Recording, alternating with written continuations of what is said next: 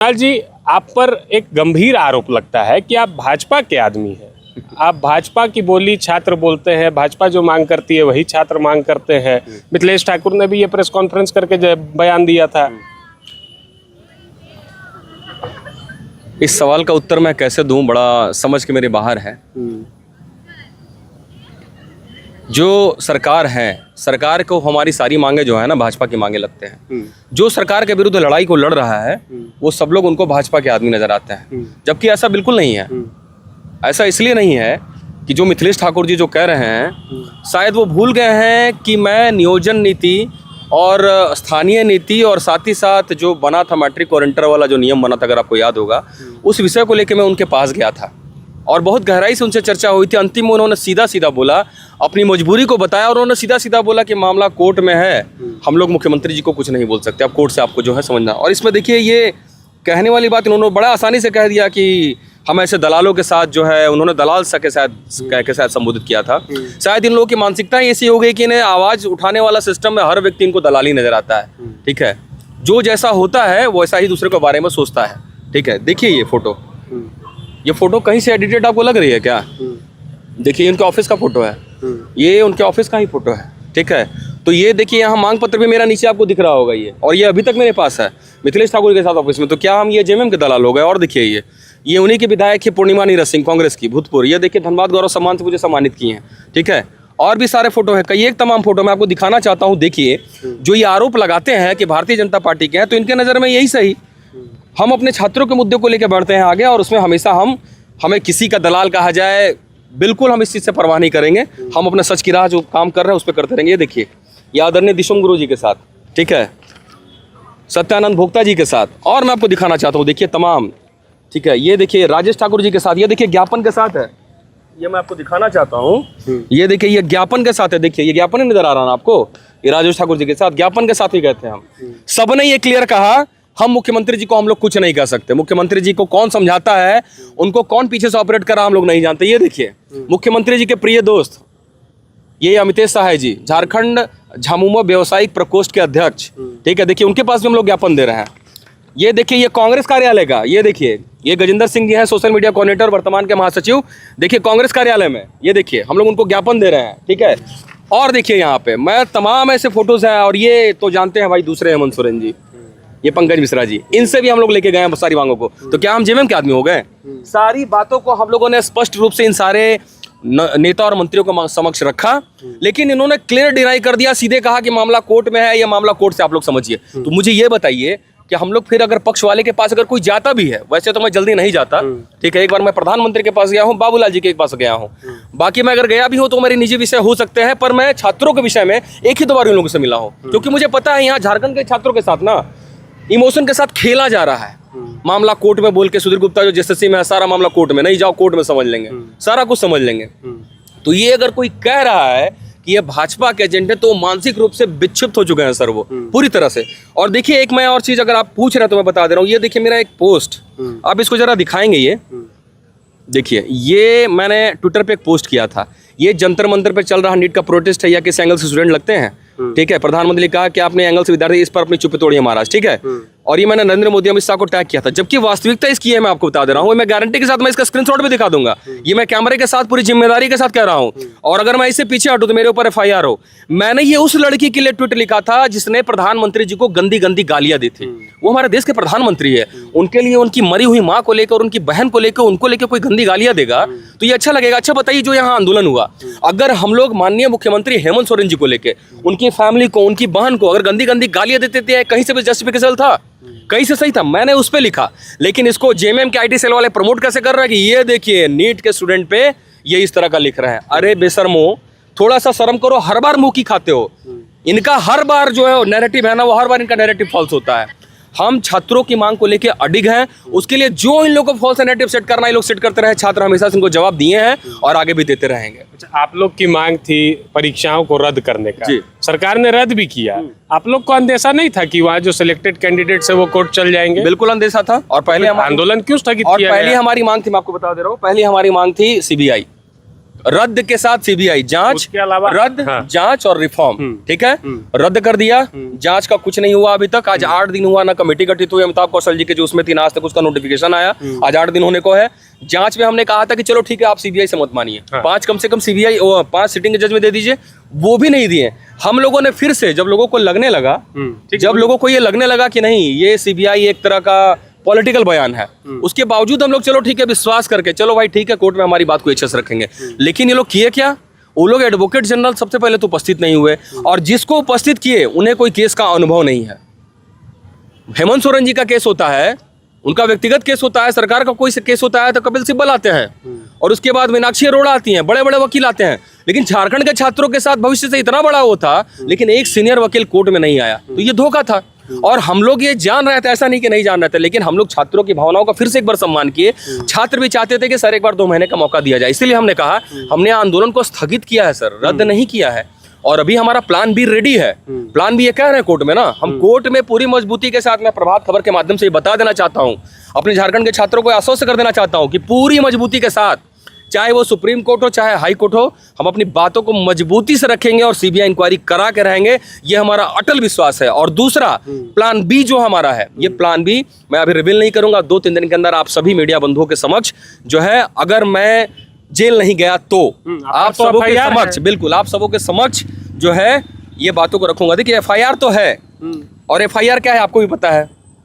FIR क्या है, देखिए एक ही समय पे हम 2 जगह पे उपस्थित है, हजारीबाग में उपस्थित है, जबकि जब यहाँ मेरा हॉस्पिटलाइजेशन, जब चोट लगा था, चोट लगने के अगले दिन तक हम हॉस्पिटल में थे, अपने फ्लैट पे आराम कर रहे थे। जबरदस्ती मुझे, आप लोगों ने भी देखा होगा, ऐसा नहीं कि आप लोगों ने नहीं देखा, ठीक है, जब मैं वहाँ एडमिट हुआ मैं बेहोश था, जब मेरी आंखें खुली 1 घंटा के अंदर पता नहीं प्रशासन को कौन सी ऐसी दिक्कत हो गई कि 1 घंटे के अंदर जबरदस्ती डिस्चार्ज करवाया गया। बाहर हमारे जो लोग मिलने के लिए आ रहे थे, इवन मीडिया बंधुओं को भी लाठी चार्ज हुआ है, आप भी इस चीज से डिनाई नहीं कर सकते, उनके साथ भी लाठी चार्ज हुआ है। आकाश आनंद जी जो 4th पिलर वाले हैं, अगर मैं गलत नहीं हूं तो उनके ऊपर भी हुआ है एफआईआर।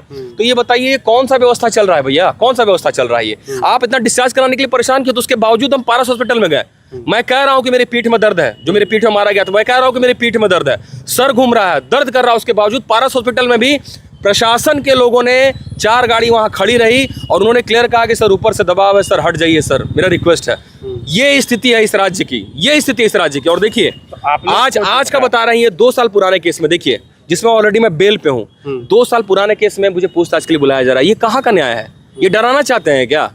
ये डराना चाहते हैं ये कि मुझे डरा देंगे या छात्रों को डरा देंगे। अलग अलग जगह से लोगों को फोन कॉल्स जा रहे हैं, 1000 लोगों पे हुआ है एफआईआर, 1000 लोगों पे। अगर उनको लग रहा है कि हम लोग डर जाएंगे तो ये भ्रम है। अगर किसी एक छात्र को, मैं वादा कर रहा हूँ, अगर जेपीएससी जेएसएससी रिफॉर्म मंच के किसी एक छात्र को परेशान किया गया तो मैं बता दे रहा हूँ कि जेल भरो आंदोलन पूरे राज्य के छात्र करेंगे। और मैं सरकार से मांग करता हूँ, मैं सरकार से स्पष्ट मांग करता हूं कि एफआईआर को अविलंब रूप से वापस लिया जाए। मैं ये निवेदन करता हूं। आप लोग रूट डाइवर्ट नहीं किए थे मोराबादी से निकल के? बिल्कुल नहीं। प्रशासन के लोग तो कह रहे हैं कि डाइवर्ट किए थे, चटरी तालाब से नहीं आए थे। हमारे एक मित्र के पास कहीं ना कहीं रिकॉर्डिंग में भी मौजूद है। जब वो बात कर रहे थे रुपेश सर ने पहले बोला इधर से जाने के लिए, फिर हम लोगों ने रिक्वेस्ट किया कि ठीक है हम लोग कचहरी चौक जाएंगे, कचहरी चौक से जेल चौक जाएंगे, जेल चौक से सीधे जाएंगे। वो एग्री कर गए, इसका वीडियो है। आप लोग कहाँ से आए थे? हम लोग यहीं से बापू वाटिका से गए थे। बापू वाटिका से आप लोग कचहरी चौक से फिर जेल चौक, और जेल चौक से चटरी तालाब होते हुए फिर आपको मोराबादी, जो वो बोले उसी रास्ते से हम लोग गए। हम लोग कहाँ रूट नहीं किए? कहीं नहीं। प्रत्यक्षम किम प्रमाणम, हमारे पास प्रमाण है और वो केस में हम आगे देंगे। और रुपेश सर जो बोले हैं उसका बाइट भी है, हम लोग देंगे आगे, हमारे दोस्तों के पास है। तो हम लोग रूट कहाँ डाइवर्ट किए? और ये बताइए कि जो सीओ की तरफ से एफआईआर हुआ है उसमें वो शहबाज क्या था? सरकारी दामाद था क्या? उनका नाम नहीं आया है, जबकि क्लियर वो दिख रहा है वीडियो में कि उसने हमारी प्रतिमा को मारा, पुतला छीना, और वहां पे वो लड़की शॉपिंग करने गई थी, अंकिता वर्मा, वो शॉपिंग करने के लिए गई थी, उसने दिया एफआईआर में। हम लोग उनके साथ छेड़छाड़ किए। हमारे रविंदर जो हमारे इस मंच के जो प्रवक्ता है जेपीएससी जो क्लियर दिख रहा है वीडियो में कि उन्होंने लड़की को अलग करने का प्रयास किया, लेकिन हम लोग के ऊपर छेड़खानी करने का प्रयास किया गया कि हम लोग छेड़खानी किए। देखिए कितनी, अंकिता जी अगर इस वीडियो को देख रही है ना, तो थोड़ा सा अगर मानवता है ना, तो शर्म कीजिएगा कि छात्र आपसे इतने अच्छे से पेश आए, आपको इतना ईमानदारी से साइड किया रविंदर ने, जो कोई वीडियो में दिख रहा है, और आप उनके ऊपर छेड़खानी का जो है केस किए। अरे ईश्वर है ऊपर, देख रहा है ईश्वर। इधर से भी जिन जेएमएम नेताओं पर एफआईआर हुआ है, मुश्ताक आलम हो, उत्तम यादव हो, इन तमाम नेताओं की बात करें तो कहा जा रहा है कि ये लोग तो वहां उपस्थित भी नहीं थे। बिल्कुल उपस्थित थे, वीडियो में है सर, वीडियो में है। मुश्ताक जी कौन है मैं नहीं पहचान पा रहा हूँ, जहां तक मुझे याद है एक बुजुर्ग आदमी थे जिला शायद, अध्यक्ष। हाँ वो भी थे शायद, वो भी थे, अंकिता जी भी थे और वो शहनवाज जी थे और 2-3 लोग थे, मैं नाम उन लोगों के नहीं जानता हूँ। ये सारे लोग वीडियो में मौजूद हैं। जितने लोगों को आप लोगों ने नामजद किया है वो है वहाँ पे। वीडियो में है और वीडियो में आपके कैमरे के सामने कह रहा चाह रहा हूँ, वीडियो में कोई भी फॉल्स एलिगेशन नहीं है। प्रतिमा को उन्होंने मारा है, उनके साथ बदतमीजी हुई है और मैं फिर से कह दे रहा हूँ कि हमारे लोगों के साथ, हमारी बच्ची के साथ, हमारी बहन के साथ कोई बदतमीजी करेगा आप तो ये इंटरवीन बर्दाश्त से बाहर होगा। आप लोग इंटरवीन करेंगे जो मामला हाईकोर्ट में चल रहा है उस पर? 200% करेंगे, नहीं करने का सवाल ही नहीं होता। हम लोग सुप्रीम कोर्ट में भी इंटरवेन करेंगे, 15 तारीख को डेट है। बिल्कुल करेंगे इंटरवेन। और इस केस को मैं झारखंड के छात्रों के साथ मजबूती से साथ कहना चाहता हूं कि कौन क्या कर रहा है हाई कोर्ट सुप्रीम कोर्ट में, उससे परेशान होने की आवश्यकता नहीं है। आप लोग बहुत जल्दी खुश हो जाते हैं, थोड़ा खुश कम होइए।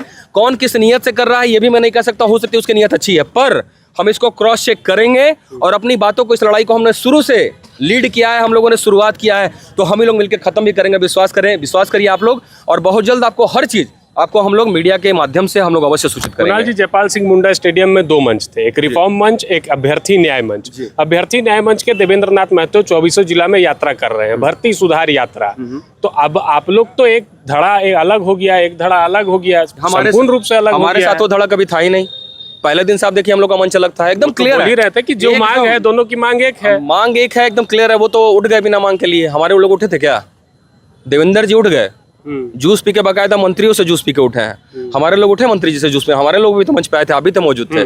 दीपिका पांडे आई थी, इरफान अंसारी आए थे, हमारे लोग उठ गए क्या? उठ नहीं उठे ना, हम लोग सीबीआई मांग पे अटल थे। हम लोग उठे तो बहुत सोच समझ के उठे। छात्रों को ये लगा कि नहीं, हम लोग को 2 महीना का समय देना चाहिए। बहुत विचारों परांत हम लोग ये फैसला लिए कि हम लोग को उठना चाहिए। अगर वाकई मेरे विचार से, हो सकता है देवेंद्र की अपनी कोई मजबूरी हो, स्वास्थ्य कारण हो, पर मेरे विचार से तो नहीं उठना चाहिए, क्योंकि मांग ये रद्द तो उनको भी पता था। ये रद्द के बाद ये स्थिति होगी। रद्द के बाद अगर हम भी राज्य में यात्रा निकाल दें, मैं एक बात कर रहा हूँ, अगर मैं भी यात्रा निकाल दूं तो क्या उससे क्या कोर्ट बदल जाएगा क्या? तो आपको लगता है कि कोर्ट का इन सब चीजों पे दबाव होता है? अब तो कोर्ट से ही लड़ाई लड़नी वही होगी। तो मैं बता रहा हूँ, 1100 पिटिशनर हमारे सीजीएल में थे, तो क्या कोर्ट पे दबाव पड़ गया? तो ये यात्रा करने से, हम भी आज यात्रा पर निकल जाए फूलमाला लेके, तो क्या उससे चीजें बदल जाएंगी?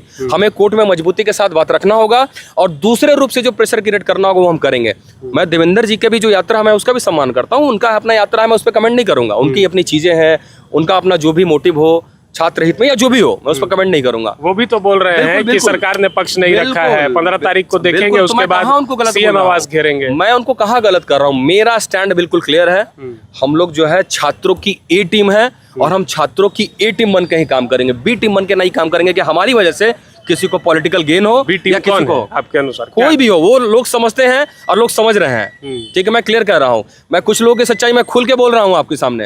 अगर कुछ लोगों की सच्चाई मैं कैमरे के सामने ले आऊँ ना, तो वो कहीं के नहीं रहेंगे, ठीक है? कहीं के नहीं रहेंगे। मेरा स्टैंड क्लियर है। मैंने शुरू से एक चीज कहा कि मेरी विचारधारा एक लोगों के प्रति हो सकती है, मेरी एक अपनी विचारधारा हो सकती है, और हर छात्रों की अपनी एक विचारधारा है, ठीक है? लेकिन उस विचारधारा का अगर मैंने कहीं गलत इस्तेमाल किया हो तो मुझे फांसी पे लटका दीजिए। मैंने आज तक जो भी कहा है, जो भी दावे किया है, जो लड़ाई लड़ी है, वो सही है। और हम छात्रों की ये टीम है, मेरे लिए पहले छात्र हैं, उनके लिए खाते हैं। मुझे कोई पार्टी वाला, बीजेपी वाला, जेएलके वाला, कांग्रेस वाला नहीं देता है। और मैं सबके पास गया हूँ, सबके पास गया हूँ, आपने देखा, ये प्रमाण है, वो सारा ज्ञापन भी मेरे पास है। मैं सबके लिए गया हूँ। हम छात्रों की ये टीम है और छात्रों के लिए काम करेंगे।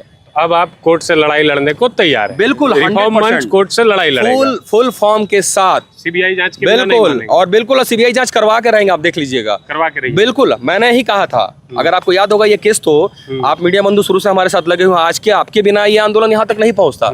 आपने जिस जागरूकता के साथ किया, सारे झारखंड के मीडिया बंधु धन्यवाद के पात्र हैं, हमारे बड़े भाई बन के खड़े रहे साथ में। आपने देखा ये सीजल का केस तो खत्म हो चुका था, खत्म हो चुका था ना। किसने सामने लाया? मैंने सामने लाया। आज ये केस किसकी वजह से जिंदा है? केस डायरी किसने दिखाया? मैंने हिम्मत करके, यार मैं भी डर के बैठ जाता, चाहता तो मैं भी अंदर अंदर बहुत को डील कर सकता था। मेरे पास क्या ऑफर नहीं आया था?